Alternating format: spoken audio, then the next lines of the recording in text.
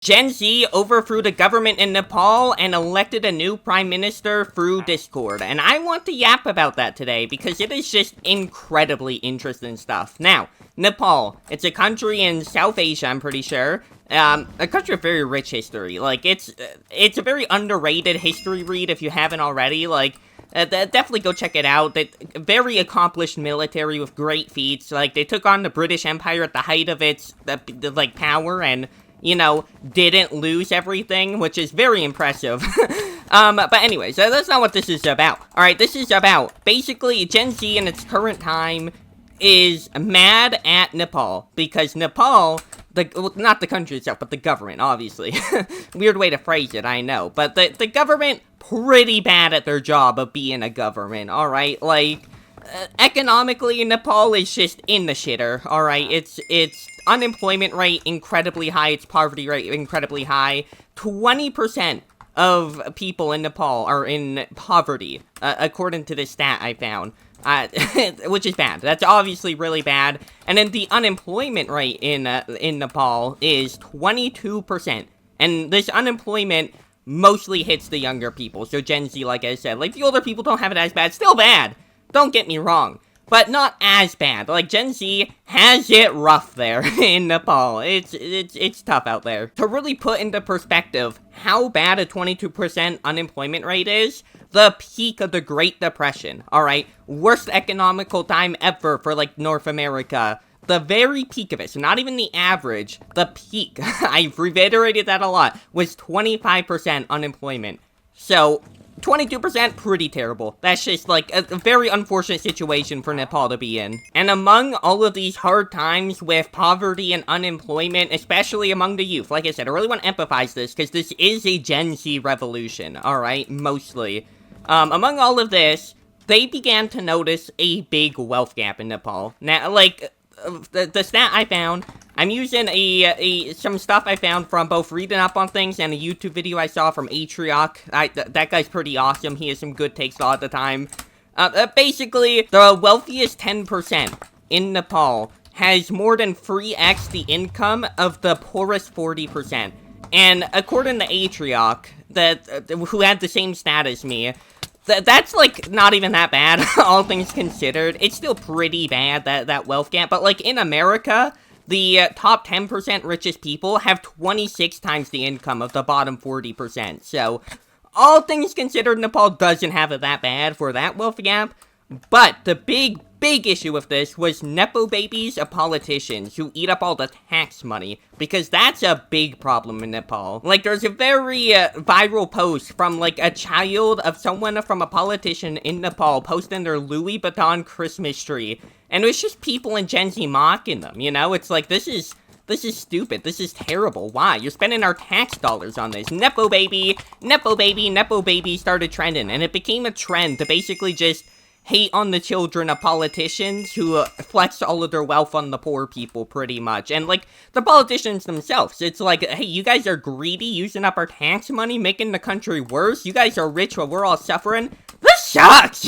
This really sucks. And, you know, it's just a lot of bullying on social media. Like I said, just from the Gen Z youth, just being mad, just mad, understandably, because, again, rough times out there economically. Wow, the politicians and the children of those politicians get to live in such luxurious lifestyles. I'm realizing how hard it is to talk about this stuff while playing High Bad Wars. I'm like missing up my words a bunch out here. I'm kind of struggling, but it's whatever. Oops, I'm still locked in and we're gonna win. But anyways, in response to this, the politicians were pretty upset. They were like, they don't like being bullied, you know? They're like, how dare you criticize us, alright? And call us out for our greed and hoarding the money and using your tax dollars to make ourselves luxurious lifestyles of awesomeness, alright? How dare you guys? So, what they do is, they ban social media. They just outright ban everything. YouTube, Twitter, Instagram,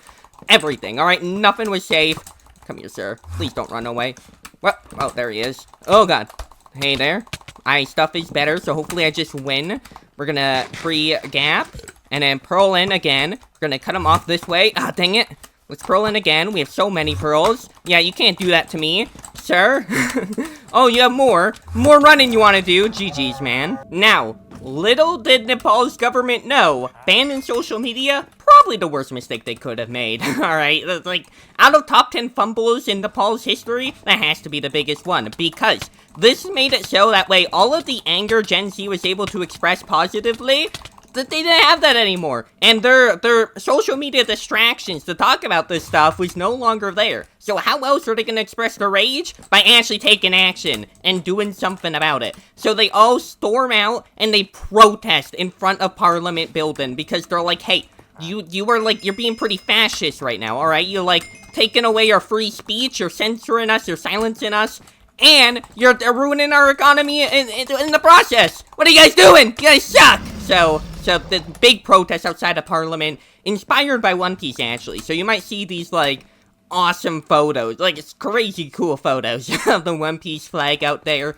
It's pretty epic, I can't even lie. Again, mostly fueled by, like, students and young adults who are just so upset by the way things are going in Nepal. Now, the government and the Prime Minister of Nepal get super scared, alright? They go start whining and crying, pissing their pants. They're like, oh no, they're protesting outside the building, whatever will we do? So they send in the police, alright? Which is a terrible thing to do against a bunch of people who were originally peacefully protesting.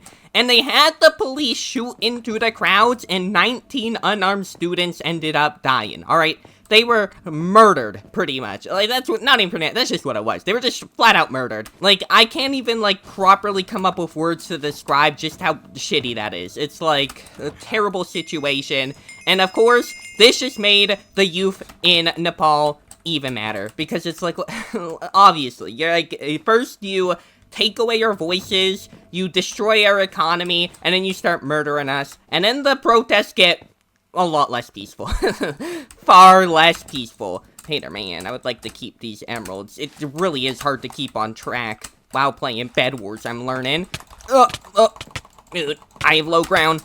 What do you mean? There we go. And please die so I can get back to talking. There we go, thank you. The Parliament building ended up getting burnt to the ground because of this, alright? People were mad. I can't overstate just how mad people were over this. And again, you see more awesome generational pictures with the One Piece poster and all of that. And it's just, they wanted actual change. They ended up overthrowing the government. The Prime Minister fled the country, alright? Like a scared little bitch. He can't live up to any, like, he can't take any responsibility. And, yeah, Gen Z did it. They overthrew the government. They were throwing politicians into, like, the river nearby and stuff. Like, dude, okay, man. I'm just gonna go for your bed. Dude, this guy's the craziest marksman of all time. How are you hitting these shots? No, come on. No, come on. There we go. We live, and then we take out his bed. Pretty please. Give me this. And boing. Now we bank this. There we go. Hello, sir. Yep, I don't even care that I died, thank you. Now, from here, the Prime Minister left, there's no one in power, so they have to do something, and the military ends up stepping in and calming down the protesters. Now, oh gosh, crazy voice crack. I'm struggling to speak today, apparently.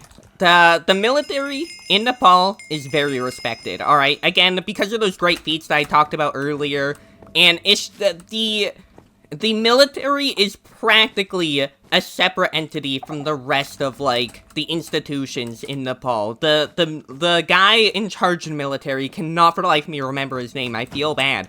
He pretty much said, like, hey, we're not a military state. We are below the citizens, and we're here to help you guys. We're gonna listen to your demands and work with you to make things right. So the military stepped in, restored order to a degree, and actually listened to the protesters, which is huge. That's awesome. They were secretly the protesters' greatest ally, which is just what you love to see. That's such a neat little twist that I wasn't expecting when keeping up with the story. Well, rest in peace to bed. Dude, this guy's so annoying. Please just kill him. Oh, there we go. He's solo. They're both solo. Come here, man. Nope. Come on. Come on. Look, I can do that too. Boing. You're terrible at the game. Oh, did he have a pearl? Oh, that's annoying. Oh, that's so annoying. This is the most annoying player. Oh! Alright, I stand by what I said. You're terrible at the game. Get a job, man. Oh my gosh. Anyways, the military basically said, like, hey, find us your representative for us to speak to. We'll work with you guys. And they did not waste any time to get things going and to basically elect a representative to speak to the military and run the country in basically just like an interim prime minister. Someone to run the country temporarily to get things back on track before they can hold actual elections. Now, a bit of an issue with this, the whole thing, the actual system for elections, kinda broken at the moment. Alright, we've already established every system in Nepal sucks. It's just terrible all around, so they needed to find a solution. How are they gonna hold an election in Nepal currently? Their solution, the best one they got, because, you know, it's Gen Z, Discord. They held a Discord poll, and it wasn't a quick thing. Like, it wasn't like a meme thing with only a few people. Like, a lot of people showed up to this. The Discord server had amassed reportedly about 145,000 people in it. Crazy. I've never seen a Discord server that big. Actually, I have. Never mind. The Hive Discord server is like 130,000. So, my bad. I was wrong there. But basically, they had like live debates in there. They had big calls, and they had polls. They had Discord polls to see, alright, who should our interim prime minister be? There is a couple of good options there. One of the more popular ones was the mayor of Kathmandu, rapper turned politician. Again, can't for the life of me remember his name, which upsets me, but he was a very popular pick, but what they ended up actually going with was Sushili Karki. I had this one written down because I knew I'd forget. I'm terrible with names. It's the worst thing ever. This is just like 7th grade when I couldn't pronounce my English teacher's name. It was like a British name. It's like it wasn't, I just couldn't say it. I struggled, man. Speech impediment moment. But anyways, yeah, it's, they've ended up voting on her. She's 73. She has no party affiliation. She's completely independent. Overall, a great pick. Like, the people of Nepal thought, yeah, she is the best possible pick for us in these moments of hard times. She will restore order. So, they vote her in. She is the first female prime minister of Nepal, and she actually has history in government. She worked for, like, anti-corruption things. Just overall, a very good fit, I think. And clearly they think as well. You know, reading into her, she was a good choice, a very popular one among them for a reason. Now, despite how silly this might all sound, you know, like the prime minister being elected through Discord, Gen Z overthrowing the government and stuff, everyone involved took this incredibly seriously, including their new prime minister, Sushila Karki. Gosh, my bad, sorry. And she actually accepted it with honor. She's like, hey, I'm honored. They chose me as the representative. I'm gonna stand up for them. And she went and spoke to the military. Again, can't remember the guy who's in charge of it at all. They spoke, and they are currently working to get things back in order. She's projected to be prime minister for only about 6 months, so not long at all. Just until they can get things back on track, demands to be met, and they can set up a proper way to have an election again. So, just awesome. That's just awesome. All of that is so awesome. It's surprisingly good ending. Like, historically, whenever a government gets overthrown, it's not a very good ending. The things turn out pretty shitty for everyone involved, actually, except for the people who suck up the power vacuum. But, no, this is pretty good. Like, genuinely, it's hard to look at this and not feel proud of Nepal here. Like, this is good. This is just crazy good all around. I had someone comment on one of my videos a while ago, because I had a whole bit about Kathmandu, Nepal in one of my old videos, where I kept bringing it up as a joke, because, again, I like Nepal. I think it has cool history that I like to read about and stuff, and I got a comment from that viewer being like, oh my gosh, I'm from Kathmandu. It's so awesome to hear my country get mentioned in all of this, and if you currently are watching this, just know I'm proud of you guys. You know, I really hope you hear this and you're still around, because genuinely, such a cool thing. And I hope other nations around the world take inspiration from this and they learn a thing or two. Because, let's face it, this economic problem and greed and all of that is an issue in a lot of the country. This isn't just a Nepal thing.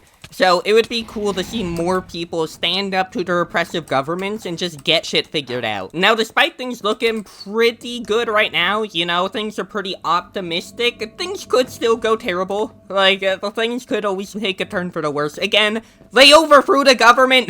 Who knows what's gonna happen? I saw no updates on the former prime minister at all, where he would have fled to or anything. I'm guessing he probably wants to keep that pretty hidden. But, yeah, not a whole lot of updates on that. Hey, sir. Lee, you have a very sweaty username. Ugh, I love when their usernames are just, like, they just punched their keyboard a couple of times and they called it a day. So, yeah, as I was saying, although I share this optimistic feeling, things could still go wrong, and it will be interesting to watch all unfold over the coming years, because this is gonna have massive ramifications on just the entire projection of the country, you know, as things go forward. Crazy. Just crazy things. As I said, let's get this bed. I don't have a lot of health. Hey, sir. I'm just gonna, go over here. Dang it. Alright, that's a good place to end things. Yeah.